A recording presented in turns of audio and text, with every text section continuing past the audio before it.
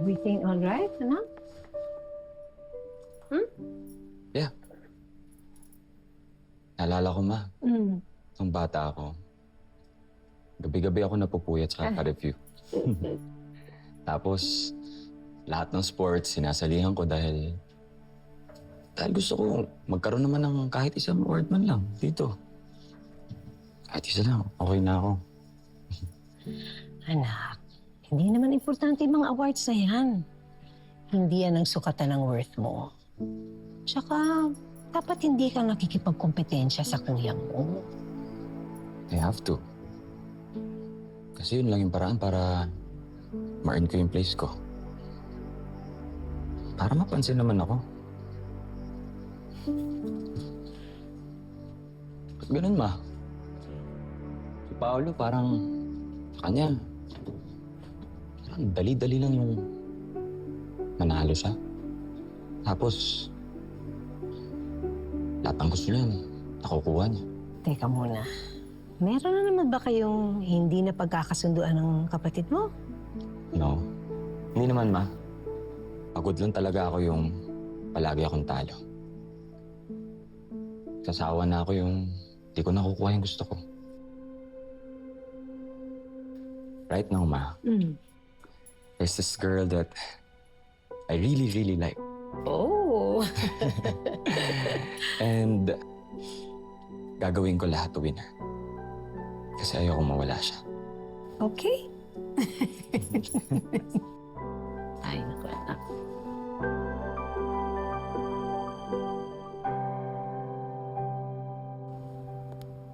Sir, andito na po si Mr. Castillo.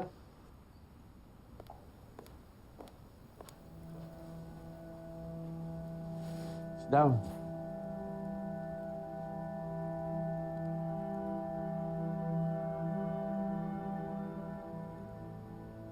Pinatawag niyo po ako.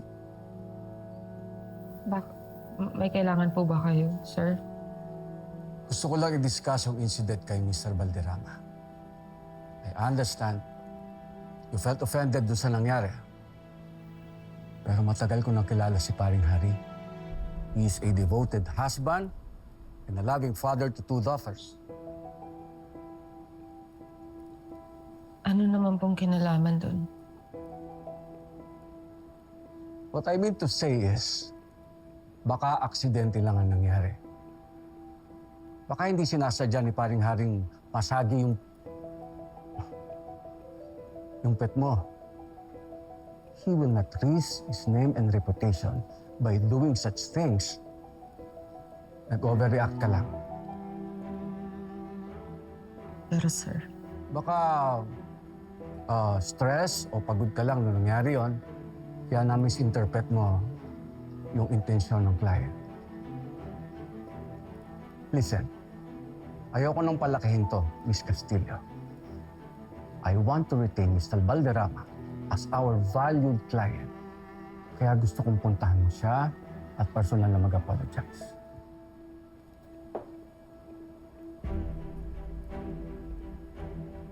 Hindi ka naman siguro tatanggi, right? After all, malaki ang utang na loob mo dahil tinulungan ka ng anak ko to save your brother. Remember?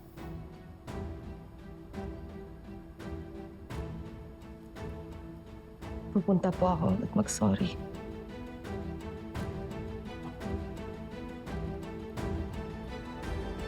Good. Hindi po ako pumunta dito para makipag-away. Pumunta po ako dito para humingi ng tawad. Nasaktan ko po kayo at naakusahan. Sana po mapatawad niyo po ako at hindi po masisira yung business deals niyo with Torre Campo Realty. Gusto ko rin mag-sorry sa iyo, Miss Castillo. Munti ka na mawala ng trabaho because of that incident. Hindi niyo na po kailangan isipin yun, sir. Nakabalik na po ako sa trabaho. Ang importante, okay na tayo. Well, I'm glad we can put that behind us now. Well, we should celebrate this moment. Hindi na po.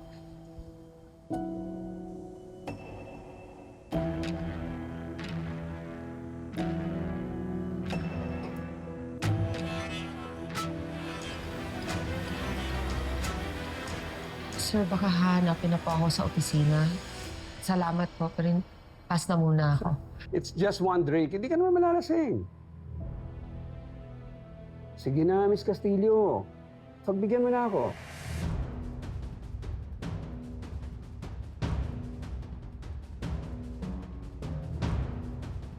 Cheers.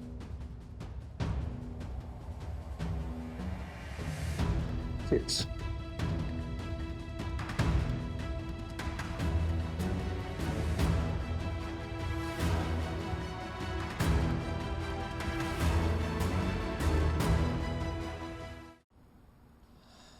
Morning, Gemma. Could you please get me a cup of coffee tapos paki-cancel lahat ng appointments ko today? Sobrang sama ng hangover ko. Sige po, sir. Tsaka... Pakitawag si Miss Astig, ha? I mean si Miss Castillo sa cubicle niya. Sir, ang alam ko po, naka-out ngayon si Marge. Wala naman tayong open house today, ah. Pinapunta po siya ng dad niyo kay Mr. Valderrama.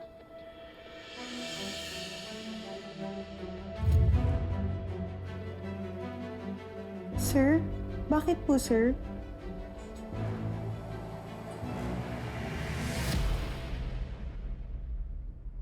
Salamat po, sir, pero mauna na po ako.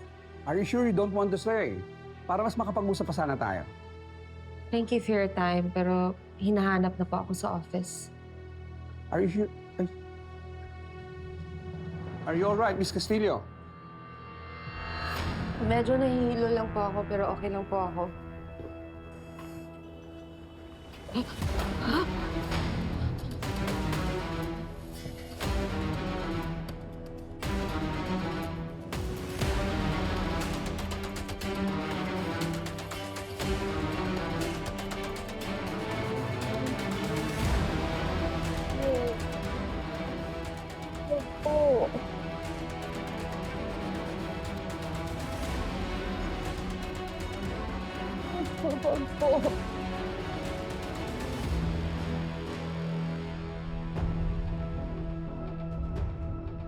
Good afternoon, Mr. Toracampo. Mr. Valderrama! Pwede tigilan niyo si Marge? Ang dami namang club dyan kung gusto niyo lang din mang good time. Gusto mo samahan pa kita eh. Stay out of this, Paolo! I can't! Empleyado ko yung dinrug niyo. If you want, let's just take this outside. Ayun eh, kung gusto niyo maganda bali-bali ang buto niyo. Sira ulo pala to eh.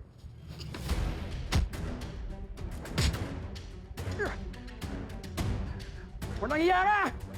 Ipupulot ko na lahat ng investments namin sa kumpanya niyo! Don't threaten me! Dahil pwede kitang kasuhan ng attempted rape at acts of lasciviousness. At may witness pa ako. Kaya huwag mo kong aangasan.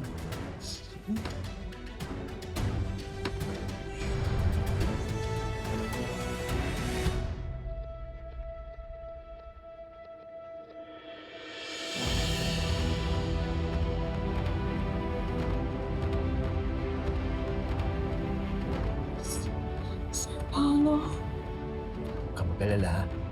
Ligtas ka na. Pwede ba huwag kayong gumawa ng gulo dito? Sige na, Randall, makikipag-usap na ako sa'yo. Sigurado ka?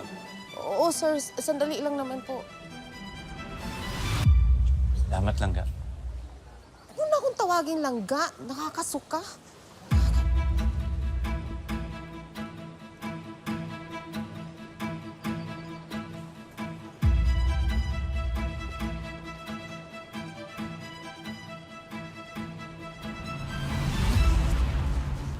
Ano? Ano ba gusto mo sabihin sa akin? Nakahanap na ako ng buyer ng bahay natin. Naasikaso ko na lang yung mga papers. Mababayaran na rin kita sa kulang ko sa'yo. Buti naman, i-deposit mo na lang sa account ko.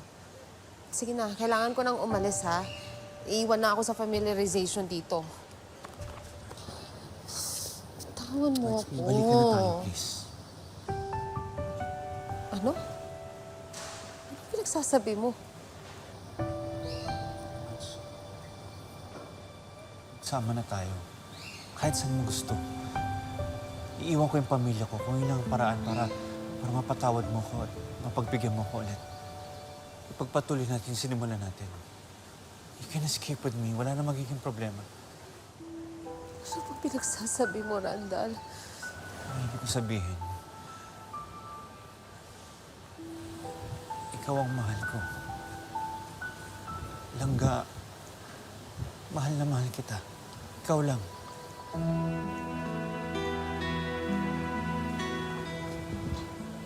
March, magsama na tayo. Mahal na mahal kita. Ayoko. Ayoko maging rason na masira ang pamilya mo. Pero March, mahal kita. Dahil hindi sapat ang mahal mo ko at iiwan mo yung pamilya mo. Naranasan ko na yun. Warak ako. Ang sakit-sakit para sa pamilya ko at alam mo yun. Sa tingin mo ba tatanggapin kita? Yun pa lang, hindi mo maiintindihan? Naiintindihan ko, maniwala ka sa akin. Ang pagkakamali ko lang, hindi ko nagawang tama noon pa. Hindi ko na panindigan. Yun ang ginagawa ko ngayon. Ang panindigan ka at hindi gawing kabit lang. Ikaw ang pinipili ko. Randall, hindi ka ba naaawa sa asawa at anak mo? Puro sarili mo lang talagang iniisip mo, no? Sana nakita ko to dati pa.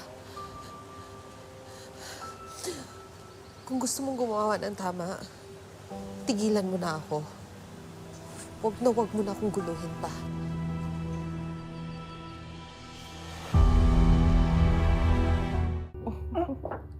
Okay. Saglit, gusto ko pa uwi, no? Tapos na. Dahan-dahan. Tapos na. Eto na. Dahan-dahan.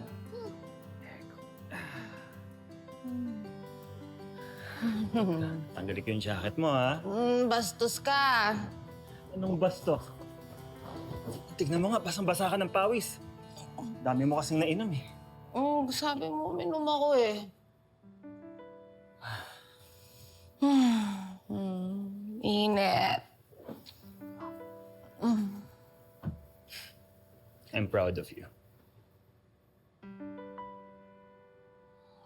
Paano ba naman ako hindi papawisan? Kung ganyan ka makatitig sa akin. Nagagandahan kasi ako sa'yo, eh.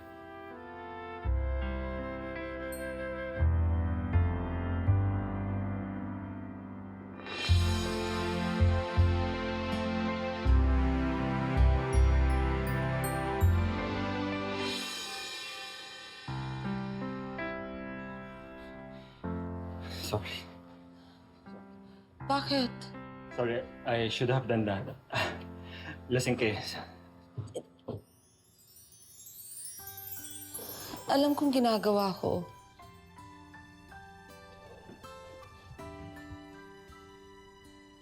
Sabi mo, mag-let loose ako.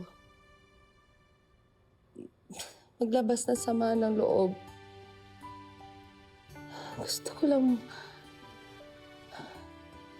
ko lang mag-lose control ngayon. Kahit ngayon lang. Maging malaya sa lahat ng emosyon at guilt. Kahit ngayon lang.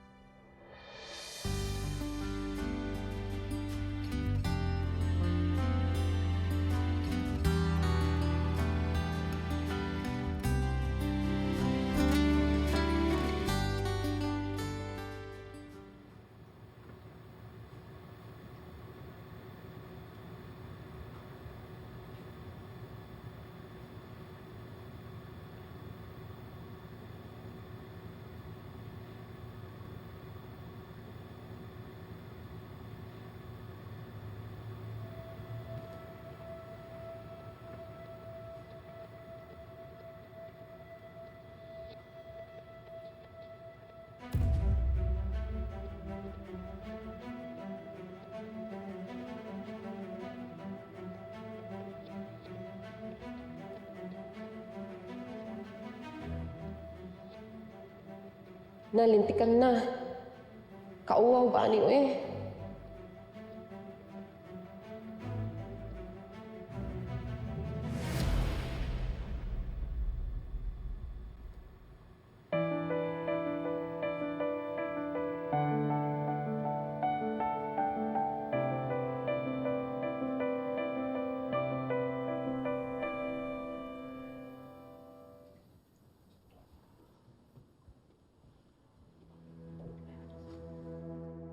Edward?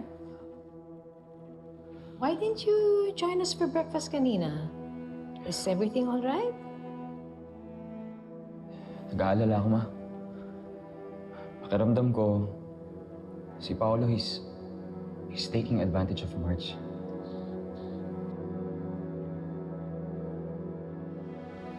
Anak, you might be overthinking. Di ba siguro gagawin ng kuya mo yun? Alam naman niya na interesado ko kay Marge, di ba? Oh, ma. When did that ever stop Paolo? Edward, why don't you just give your kuya the benefit of the doubt? At mag-focus ka na lang sa kung paano mo liligawan si Marge pag uwi nila.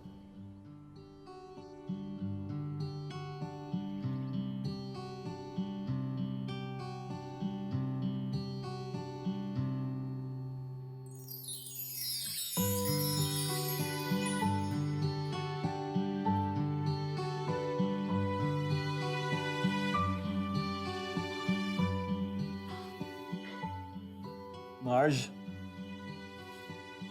Marge?